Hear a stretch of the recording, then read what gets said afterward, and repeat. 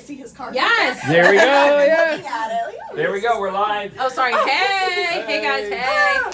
So if you're listening to Q92.9, you already know that Brett and Corey are on. Excuse me, I was getting a bit of a hiccup. And they are from the dog stop. You probably saw that they were on the podcast before at one of our porch tour stops. Brandy's actually porch tour number 2. And we had such a good rapport. We wanted them to come on the radio and talk a little bit more.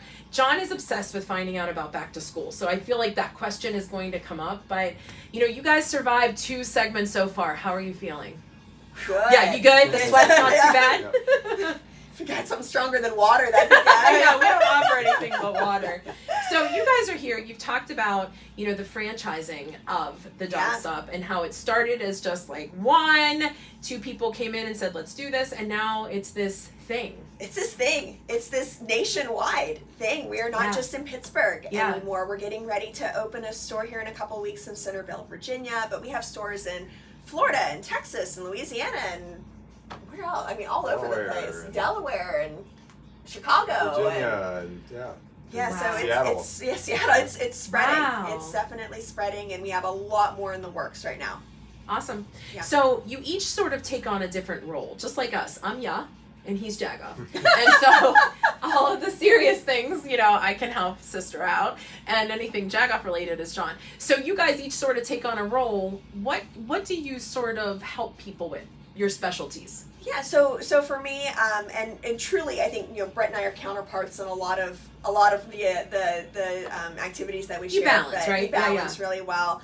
For me, I focus a lot on nutrition. Nutrition is my jam. That's what I get really excited about because there's not a lot of accurate information out there, and there aren't a lot of resources out there for people when it comes to evaluating dog food and evaluating what sets their dog up for success nutritionally. Okay. So for me, fair enough. That's it. And was that always a thing? Because I feel like it's just grown so much, right? The industry has changed a lot. The way, I guess it just has, it mirrors people food too, right? Like the food that we eat has changed so dramatically in the past 30, 40, 50 years. The same is said for the dog food industry, and it's not all good. Yeah. So you want to make sure that you do your homework. There you go. And Brett, your specialty that's balanced by behavior.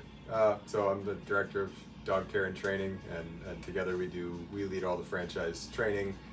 As she mentioned, we're opening one next week or next month, but they're coming for training next week in Virginia, and so the entire team that is going to staff that store gets the week experience with Corey and I and the entire team. So, but you know, for close to 20 years, I was a trainer. That's how I made my living. So, even though I'm not dog training with clients one-on-one day-to-day as much anymore, I'm just taking that same skill set and applying it to training newbie employees. So you know, smart. It's the same information, just a slightly different application. So Brett and Corey, we've mentioned on the radio, and that the dog stop is not just a dog sitting place. It's a knowledge base. You know, that people can come there and ask questions. They can't lay on your couch, I guess, and ask for therapy, but the fact that costs extra. So it's an upsell. That's I guess that's the biggest thing, is to know that you're a knowledge base versus just a dog sitter, right? Yeah. We want, I think that, you know, for both of us, we want to help owners understand their dogs better. We want to help, you know, because the more you understand your dog, the better relationship you can have with your dog, right? When you can really figure out what that behavior means and how to respond to it in an appropriate way, and how to, like I said, feed them the right food that fits their lifestyle, and do more to set them up for success. Is dog food only good because it's in the refrigerator and I buy it out of the refrigerated section of the grocery store? There are a lot of, I mean, I will go, and I do during these week-long trainings, I take an entire day. Is that right? We just talk about nutrition and what we're looking for. Just opened a can of worms, my friend. Is that right? I hope you're free until midnight. Oh my gosh, really? Yes, there's a lot to know. An awesome presentation. I mean, is that we right? need to see it. I feel like we need to do it. You guys can come over anytime, or I'll come here. Open invitation. We can talk about dog food, because I mean, when you flip over that bag, it looks like half the bag is written in a different language when you get into all the supplements and all the additives. Absolutely. It's really overwhelming and confusing for people. So my goal with that is, okay, how can I educate people where they don't have to have a master's in nutrition Yeah. and understand what am I putting in my dog's body. You know, Yeah. it's important what we put in our own bodies, our kids' bodies. It's the same Does for it our really dogs. matter, like, to the longevity of the dog, really, to pick the right food? I mean, is it just like if I eat Like 10 humans, right? Yeah. I always say you put good things in, you can hope to expect better things. Nothing's a guarantee, Sure. right? You know, Yeah. there's so many other factors. Mm-hmm. But I use the phrase "set for success." If something does go wrong, well, you know it's not because of the diet. Yeah. At least you know Yes. you did right by your dog in that realm. Okay. There you go. Wow. What about treats, Brett? Does this fall in your category? It's a little bit of a blend, I That's feel a like. blend. Go ahead Yeah. and ask the question. So, I'll tell you like, the treats, score. right? So you kind of perked up. You're like, Yeah. oh, go ahead and ask it. So, Challenging, you know, method. well, it's even like when you're parenting, you don't want to offer a treat because sometimes it's kind of like, well, is it healthy? Are they then driven by that all the time? But is that a good thing, a bad that's thing? A controversial question, but I'll give you the simplest Okay. answer is that the key difference between humans and dogs is that you can rationalize with a kid and you can rationalize with your spouse or your partner and say, you know, I can think through the reason why this is happening. For dogs, it's more cause and effect. You Gotcha.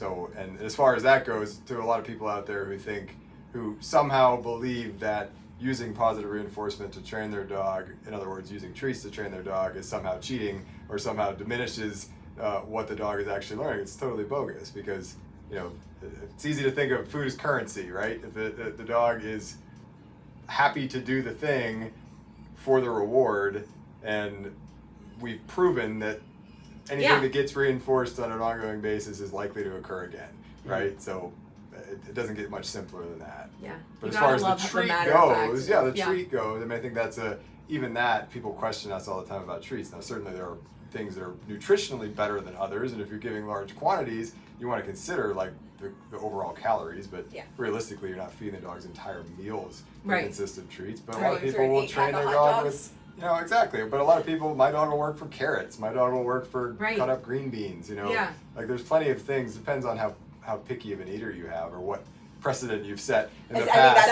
If you're giving your dog the cheese or the hot dogs, that's like always giving your kids the Do they pizza taste or the chicken difference nuggets. between a carrot?